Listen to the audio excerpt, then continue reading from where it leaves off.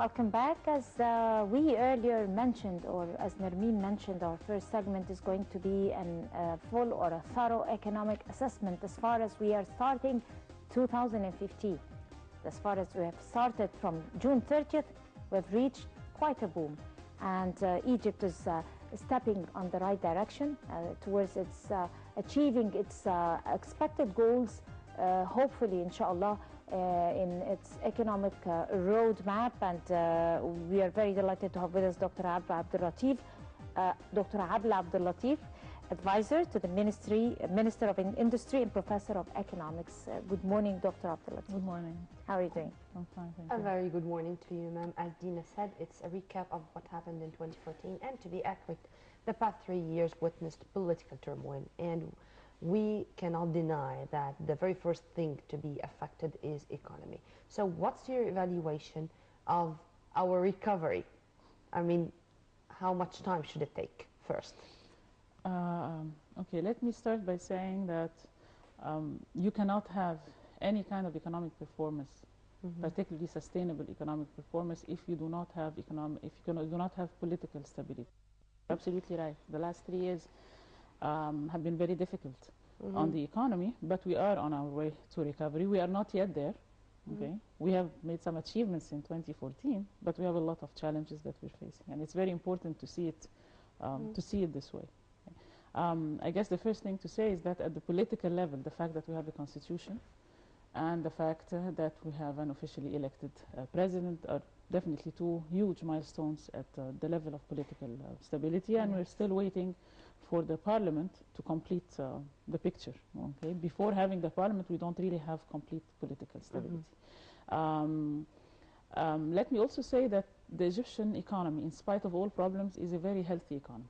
If it were not healthy, it wouldn't have survived the last 3 years with all the difficulties. Okay, we have a strong infrastructure. We have a robust export sector which survived lots of the turmoil, and we have actually an informal sector. It has its good side and its bad side, but its good side was keeping this country alive for the last 3 years. I'm very optimistic of the future anyway.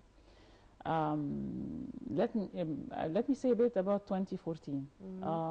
In 2014, at the level of the economy has been growing at an average of 2% as a real rate of growth of GDP.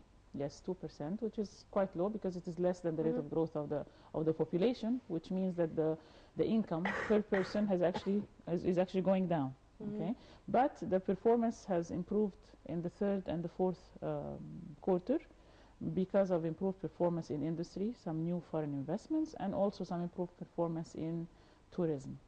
Okay, what is perhaps more important also is that the trust in the Egyptian economy has been regained, and we have seen it in the credit worthiness of our banking system, which has been rated, the rating by all international institutes, the Fitch, yes, and others, all right, of an improved, higher trust in the Egyptian economy. Not to mention, of course, the mega projects that we got involved in, particularly the Suez Canal. I think we can take each point and in details.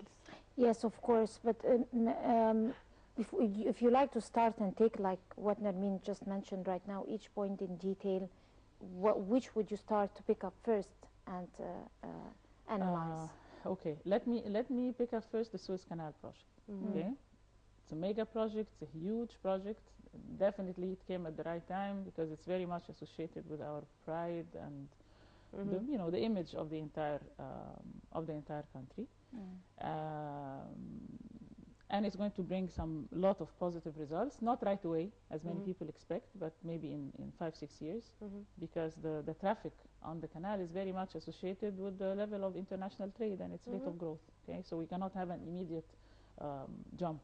Okay, but it will bring a high revenue. What is important to mention, however, that the mega projects, as important as they are not enough. Okay. This was one of my questions when I knew that this is going to be the topic. You know, by the way, I'm not into economics at all. You know, most people aren't. So no, I mean the word inflation, the word austerity measures, the word fiction, the upgradings, and things like that. For me, those are riddles, which I cannot solve. Not only you. Like Okay, I great. said, for most people, they are not.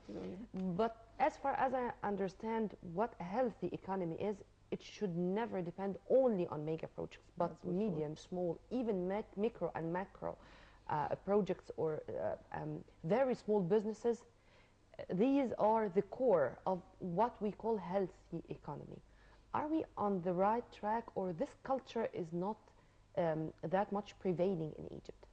No, we are actually on the right track, but the fruits are not out yet. Okay, all right.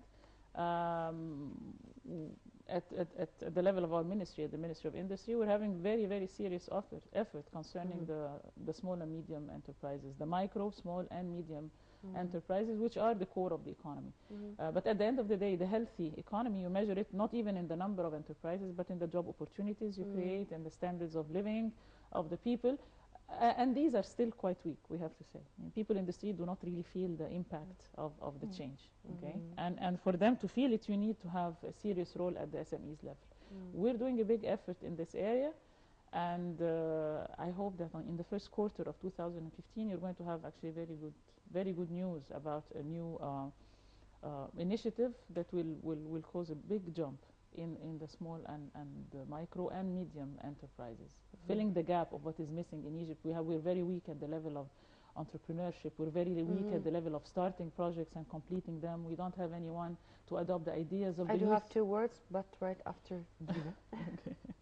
Well, of course, my second question is going to be about how did you take, of course, the visit of His Excellency President Al-Sisi to China, and the visit to Kuwait, with one of the highlights of 2014 for the head of state. How do you take those two important visits, and what is the impact of those visits on the future of the economic roadmap in Egypt? You're absolutely right. The two visits are extremely important for different reasons. Okay, when you're talking Kuwait, you are talking about the entire, as a representation of the entire Gulf area, and the new investments that we are trying to attract, and the new level of solidarity and support and cooperation that exists between the Arab countries, and this has never been as strong as it is right now, and this is really a lovely point. China is a huge tycoon. I mean, I'm a professor of economics. In the past, when we teach economic development, we used to talk about China in the footnote, you know. But now, China it's a model that one has to follow. They succeeded to reduce the level of poverty by 60%, which is incredible, which is something and also that we hope to do. The impact of the visit is strong, okay, but to really see it, we have to talk about following up on everything that's happening, because they discussed energy, they discussed renewable energy, they discussed infrastructure, particularly railways, they discussed leather, production of paper. In many strategic fields. partnership simply means that you are going to be related to the Chinese in lots of areas, in all areas, developmental, political, military, etc., etc. But what has been discussed at the level of the economy were mostly at the memorandum of understanding type of agreements and deals, which means that they are starting things. All right, they remain to be followed up very, very closely for implementation. But they're all in the right areas, and this is where we are on the right track. You're talking infrastructure, and this is very badly needed. You're talking energy, and this is very badly needed. They talked even a bit about tourism as well. I'm talking economy. All right. So I'm hoping for a lot here, but we still have to do a lot of effort. I mean, it's not enough visits. Like I said, they sign memorandums of understanding. They talk about ideas for projects. Okay, we need to follow up those ideas, and we need to bring their finance with them, which is another critical issue. Okay, the projects need to come with their finance, because we would have a problem if they come to use our dollars for making the projects. We already have a shortage in this area, so it could be problematic. And the leadership and the different ministries are very much aware of this, and so they are actually seeking foreign direct investment, not just ideas of projects. Ma'am, I should catch the opportunity here when I'm talking with a professor of economics with those two words, which really came to my mind whenever we are talking about economics and about projects. CSR, corporate social responsibility, and sustainability. Things which I think till the moment relatively new on our economic, I would say, culture. How should we say that those two words are very much important, as much as finance is important, as much as the module, the visibility studies, or whatever, you name it?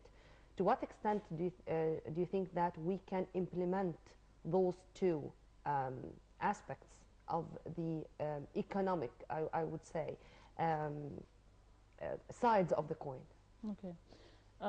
You pick two very important points, okay, even though they are quite different from each other. The corporate social responsibility, believe it or not, is already there. It's in the culture, but not spread enough. It exists in all the multinational companies. We actually wrote an article about it in the Constitution. And I'm proud to have been one of the people that are involved in the writing of the Constitution. We have a specific article encouraging companies to do CSR. But our understanding of CSR is a bit limited because we see it only at the social level, at the charity level. Exactly. The CSR means that companies would start projects for orphans, for supporting I don't know what. The idea of the CSR is to also